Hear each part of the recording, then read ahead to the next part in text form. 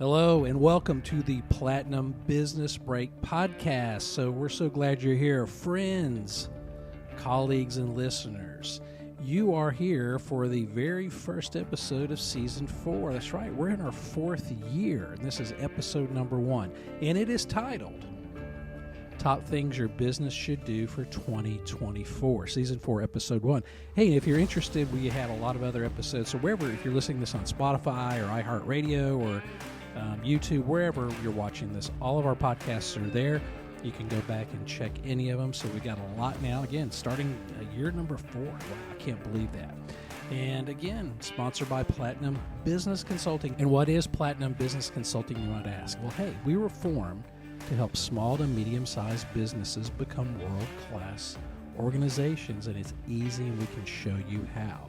So on this first podcast, or vidcast if you're watching on YouTube, for the year, it's called Top Things Your Business Should Do for 2024. I'm really amazed by how many businesses out there that I run into that they just kind of go from year to year to year, no real planning. Obviously, they do the necessary financial planning and accounting planning that they have to do, but other than that, it's pretty much seat of the pants, and that's really, really common. So I want to give you, especially small business owners, or if you're managers or C-suite or directors or VP level, whatever, I'm going to try to give you not one but two, but 12 things you really should be doing for 2024. And I hope you enjoy it. Again, I did a lot of research on this, and I think these are things that could help your business. And we'll tell you how we could help you at the end of the podcast, so stay tuned. All right, here we go. So number 1, embrace digital transformation. Invest in technology such as AI or artificial intelligence, machine learning, and automation to streamline processes and enhance efficiency. Okay, I know a lot of you, especially from the 80s, are going, oh no, this sounds like Skynet. Yeah, hey, AI is here. AI has actually been here for a long time. It's been here longer than you probably know. If you've used Siri or Google or any of even a YouTube search engine, a lot of that is AI. It's just now coming to the forefront, and you're able to access it. So I'm going to actually be doing a few podcasts on AI here in the next month or so. So please stay tuned for that because it's really cool. Hey, one of the commitments I've made to my business is to use more AI technology to make really my life easier. All right, that's just what it's there for. All right, and also leverage data analytics for informed decision making and a deeper understanding of customer behavior. And I really started doing that really, really heavy this year, especially on my website, all my Google Analytics, anywhere I've spent money or anywhere I want to see where people are entering my universe. And it's really good information. And really one of the biggest things that I have found is people still type in your web address. They don't necessarily click on links. I don't think they trust links, because we're all suspicious of virus and all that kind of stuff. We'll talk about that in a minute. But it's just amazing how many people will type in the website address. So again, it's important. So, continue to promote your website address out there, folks. All right. Number 2, speaking of that, prioritize cybersecurity. With the increasing reliance on digital technology, safeguarding sensitive information is crucial. Invest in robust cybersecurity measures to protect against cyber threats and breaches. And again, I see that too. I see so many phishing, and that's phishing with a PH for those of you who are not that technical, PHISHING. That means they're just trying to get you to click on something. You're probably saying, hey, your Netflix account is suspended. Click here. It's that kind of thing. And I get fake invoices all the time, especially if you have a business. And when you start promoting and they get your website address and your email address, man, you're going to get hit with so many things, and you got to be vigilant. Fortunately, I have filters and things that catch a lot of it, but sometimes stuff gets through, and I've got to really pay attention. So cybersecurity is real. It's not for big companies anymore. It's for small businesses as well. All right, number 3, focus on sustainability.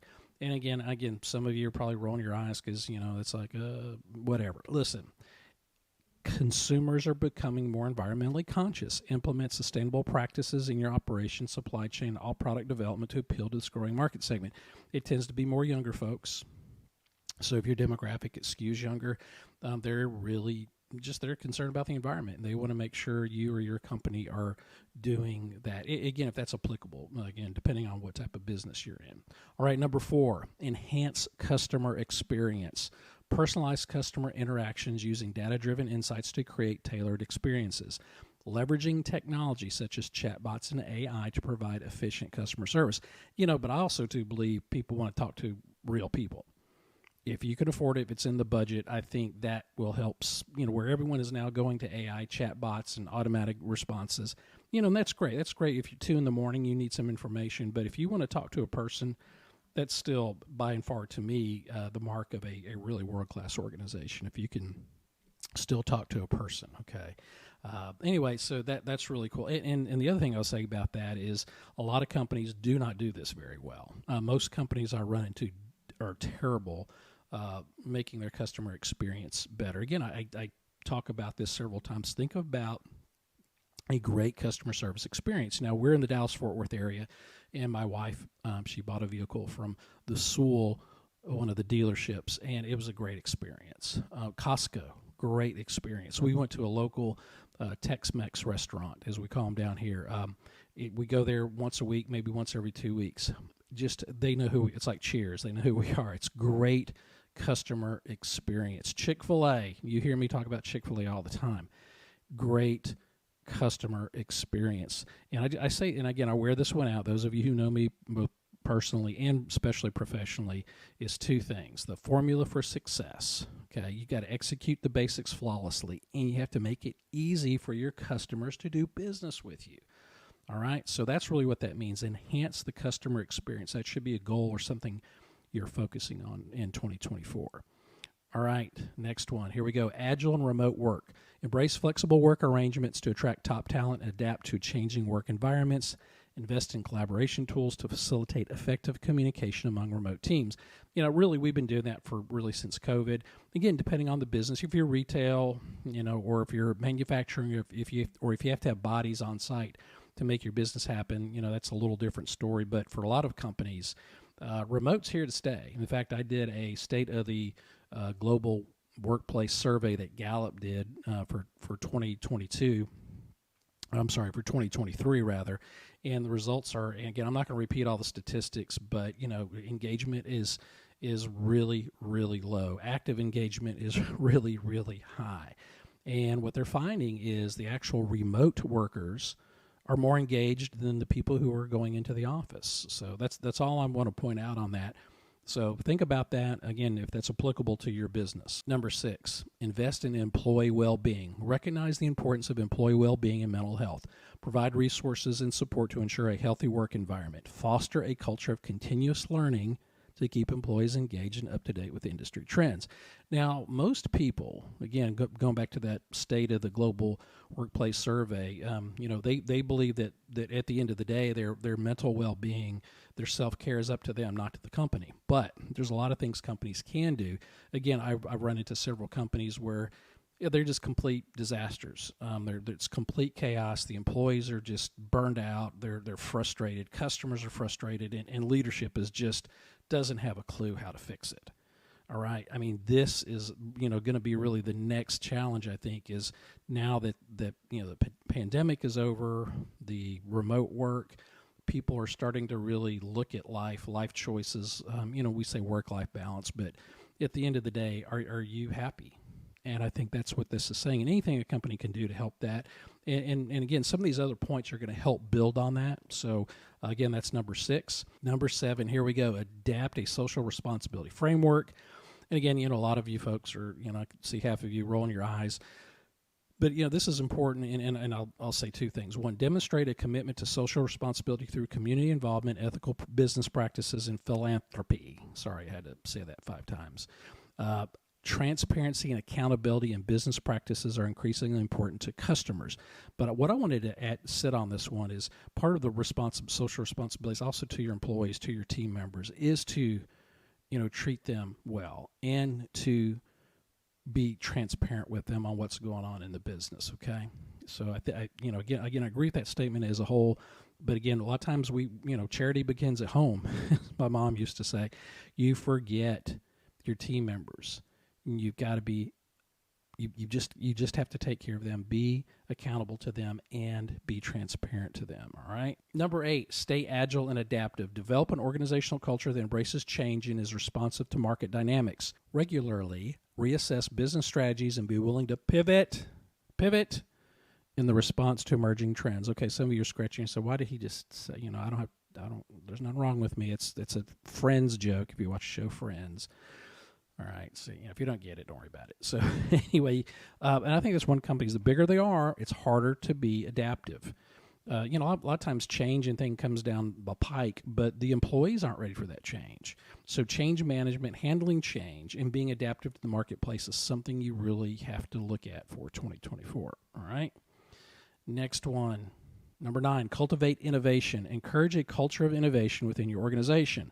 Foster an environment where employees feel empowered to contribute ideas and experiment with new approaches. Stay abreast of emerging technologies and industry trends to identify opportunities for innovation. Got to innovate or die, folks. That's all I'm saying. I for a recent example, looking at 2 companies in the same space, one is a smaller, probably family-owned business. They innovate. They're always looking for new ways. And again, they're not just doing a Me Too. They're taking an existing product line, going, how can we make this better? I mean, completely turning it over on its head and bringing something new and exciting to the marketplace. Whereas the second company, a much larger company, slow lumbering, they're just introducing, Me Too products or whatever the competitors are doing, and that's not always a smart idea, and it's just dull and it's no fun. So you got to cultivate innovation.